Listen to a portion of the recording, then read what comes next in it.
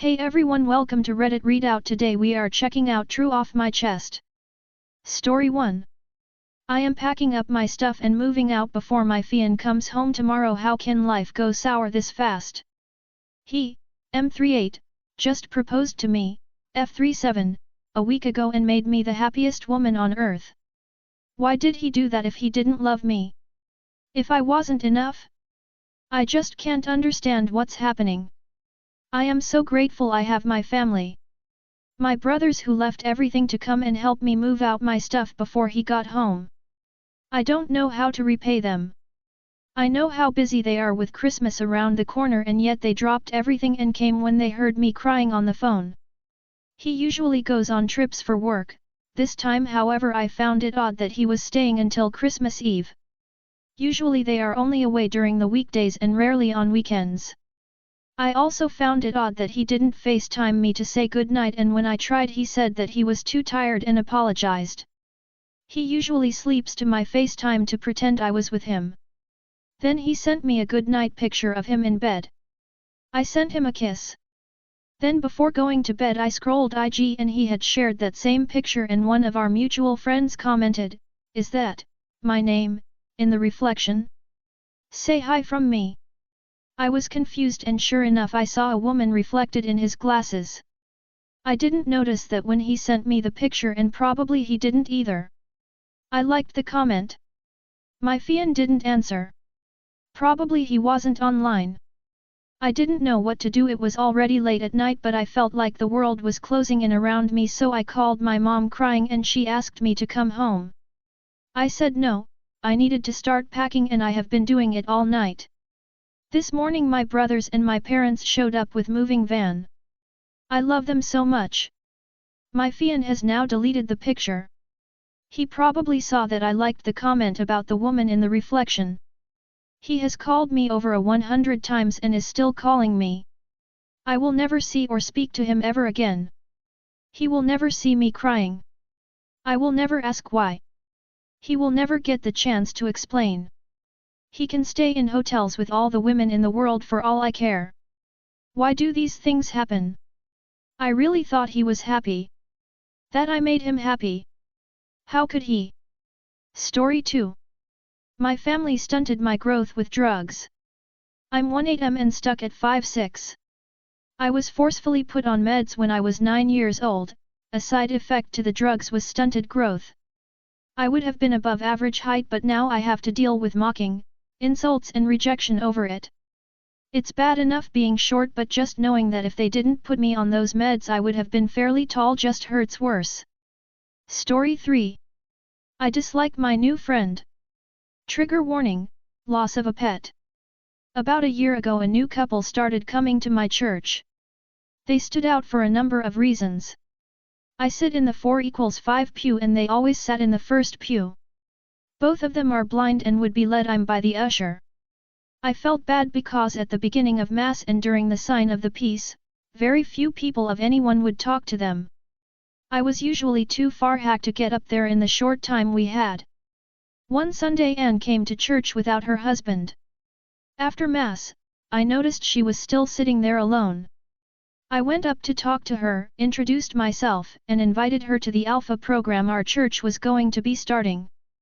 I also gave her my phone number. She texted me later that day and we began a friendship through text. Her mother-in-law had had a stroke the morning I first talked to her, so she really appreciated me reaching out. A few days later she texted asking me if I could take her and her dog for an emergency vet visit. I said of course. We talked to and from the vet and became fast friends. I felt that we were very similar personality-wise.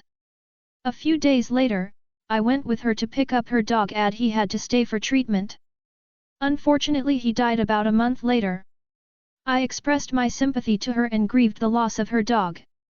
We went out to dinner together with our husbands and had a movie night at their house with my husband providing the visual descriptions. It seemed as though we had a new couple we could hang out with. I ended up driving Anne to and from church every Sunday, and when the Alpha program started, I drive her to and from that. The Alpha program consists of a dinner, video, and then a small group discussion. Group members eat together and then talk about the video. I am the host for the group as I have been through the program multiple times. Anne requested to be in my group since she didn't know anyone else. The first night we were having a discussion and another group member made a comment to Anne that set her off. She was extremely harsh to this woman to the point that she won't come back to the small group. I tried to attribute her reaction to the fact that because she is blind she can't read social cues and didn't realize how upset this woman was. Honestly, that night is when I started questioning my friendship with Anne. Another part of the Alpha program is a Friday night session followed by an all-day retreat on Saturday. I was not looking forward to this as I hate leaving my dogs alone for that long. I had 3 dogs. One is 14 and the other 2 are 12. They're elderly dogs with health problems, and since I work from home, they aren't used to being home alone for longer than 2 to 3 hours. The retreat would be at least 9 hours. I expressed to her my concern about leaving them, especially the 2 that seemed to be nearing the end. Her response? They'll probably be dead by then anyway. That was about a week or so ago. This past Thursday my favorite of my dogs, my shadow, died as I was petting home, reassuring him it was all going to be okay. He was 12. The 14-year-old dog is not doing well either. I told Anne he passed and she asked how I was doing. I said I was crying a lot and even sobbing and screaming in grief. She told me she was proud of me for letting myself grieve. I don't have a choice and told her so. Her response was to tell me people don't let themselves grieve, and since her mom's a grief counselor, she knows more about my grieving than I do. I know I'm an emotional mess right now because I am grieving, but I've had it with her. She has no tact and just says whatever she's thinking in the moment. There have been other times when she's given me very condescending advice about situations that she has no experience with. I'm still really upset about how nonchalant she was. I saying my dogs will probably be dead in 3 weeks. I'm tired of listening to how skilled she is at singing and prayer ministry. I don't like her as a person anymore. Now I need to find a way to extricate myself from this friendship. I've seen a side of her that other people haven't, and I'm afraid I'm going to look like an asshole for not wanting to be her friend anymore. I already said I'm not going on the retreat. It would be all day with her when I would rather be at home comforting my 2 remaining dogs who, like me, are grieving. I just needed to get this out.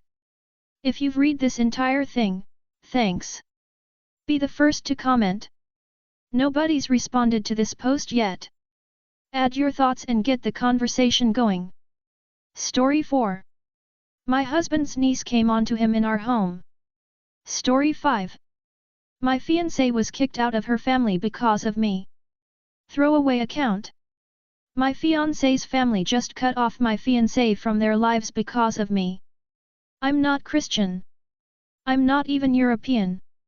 I've been dating this Polish girl, let's say her name is Zofia, since I was 18, and last year I came to Poland on a permanent basis to complete my master's. My graduation is coming up in February and I already have a nice job offer from the company I'm currently working part-time to start working 3 months after my graduation so that I can immediately file for extension of my legal stay, switching from studies to work.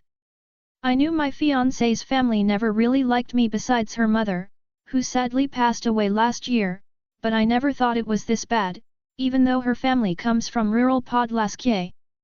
Zofia and I had started to talk about marriage around 6 months ago, and it just happened, we decided to get married after my graduation. There wasn't any romantic proposal, but that's fine, that's how we are. Her mother had given me blessing to marry Zofia before she passed away, so when we went to her family home, I was expecting at least a slightly upbeat atmosphere.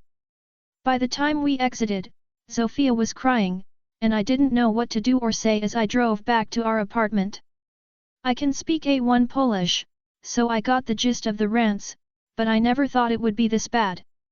Her father called me a pagan for God's sake, just because my faith is Hindu/Buddhist. Zofia and I had never let our faiths become a problem. I celebrate her Christian celebrations with her, and she takes part in Hindu and Buddhist festivities and celebrations with me. Despite both of us being religious, we have never had a problem about it. I didn't even know my faith was such a big problem for her family. Thankfully, some of her cousins have contacted us and have supported us, and Sophia wants the marriage to go forward. And so it will. She, who has given up her first love, her family for me, shall never find me shirking in my duties as her partner, I promise. Finally, for any Christian parent who is unsure about their children's partner, solely on the basis of their faith, I have only one thing to say. If your faith is true, and God is truly just, then the faith of your children's partner will not matter. His life and how he lived is all that will matter. But if your faith is true and God is unjust, and will punish your child and child's partner for that different faith, then that is not a God worth worshipping. The faith of your prospective son/daughter-in-law does not matter, the contents of their character do. I don't want anyone else to go through what I've just gone through with Sophia. Story 6. My boyfriend and I of 3 years is secretly getting married. I, 26F, and my boyfriend, 22M, is secretly getting married in a couple months. None of our family members even know that we're currently dating either. We called things off a couple months ago because both of us seriously needed to self-reflect and improve on certain aspects of ourselves, and communication started severely lacking within the relationship. He's a really good guy, and so sweet, and I've never been with someone as thoughtful and kind as he is. We're both from very toxic families, so his parents do not like me and mine doesn't like him. The only person in my life that loves him is my dad, who happens to be the only loving parent in my immediate family. Recently we got back together and it's solidified wanting to be with him. Before I knew this is the man I want to marry, start a family with and grow old with. After all this time that feeling has intensified. Bumming part is I can't tell anyone because I'm met with you can do better or you need to find a man who has money and status, and I've never looked for those things in a man. Heart, soul, and mindset is most important for me. I can't tell my best friend either because she has the same views. So we're going to pay for a priest or pastor, and pull randoms from the street as witnesses, go on a picnic to say our vows and tell everyone we're married when we move overseas, because ignoring an angry message is far better than angry yelling in your face. I just wanted to tell someone that I'm getting married to the love of my life, so thank you for listening. Story 7. I hate myself so much and I don't know how to stop. I've disliked aspects of myself for as long as I can remember, but every year the hatred and vitriol I feel towards myself gets progressively worse and worse, and it's pretty much all-consuming at this point. I'm 24 and I feel like I've done nothing with my life. I got a degree with a major that I hated, and I worked some menial jobs, but that's about it. I haven't traveled anywhere and I haven't done anything all that meaningful in my life. If I want to hang out with my few friends, I'm almost always the one who has to initiate things. It makes me feel so unwanted and burdensome. I haven't had sex, haven't had a boyfriend, and I haven't even kissed anyone romantically ever. I feel like a failure as a human being. Nothing I do ever feels good enough. Every day I feel like my existence is a burden to everyone around me. I don't want to do anything that would cause someone else to be inconvenienced. I can never put myself out there and try new things because I'm terrified of failure and looking ridiculous. I crave connection and love, but I'm terrified of emotional intimacy and being vulnerable with anyone for fear of being rejected and being looked down on. I've been told I'm uptight and an emotionless robot. I just can't let go and relax around anyone. I don't know how to be open with people and say what I think. I don't know how to socialize and be normal around people. It's like one day I missed some memo about how to be a regular human being. I've detested my appearance for as long as I can remember. I'm not fat and have been told I'm small and tiny, but have some extra fat in places I don't like. I obsess over the fact that maybe I'll finally like myself if I'm skinnier, but deep down I know I won't ever be satisfied, regardless of my size. I have compulsive skin picking disorder, meaning I almost always have red marks or scabs or scars on my face. If it starts to heal and my skin looks slightly clear, I'll inevitably sabotage it in some way and the cycle continues. The picking and marks make me hate myself so much I want to scream. The worse my face looks, the more disgust and hatred I feel toward myself. I feel so ugly and gross, and constantly ask myself how could anyone ever want me? People say to try positive affirmations, but every time I try them I break down in tears because something as simple as I'm beautiful and I'm worthy feels so wrong and untrue and I don't believe it. I don't know how to feel anything but negative towards myself. The only thing that helps is getting drunk, because then I simply don't care. I guess the only thing I have going for me is that I'm pretty much universally loved by animals. I don't know if anyone will actually read this, but I feel so dead and empty inside and I don't know how to cope. I'm stewing in self-hatred and some days I feel like I'm barely afloat. I don't know what I'm looking for with this post, I just needed to tell someone, I guess. That's all for today. Please don't forget to like and subscribe.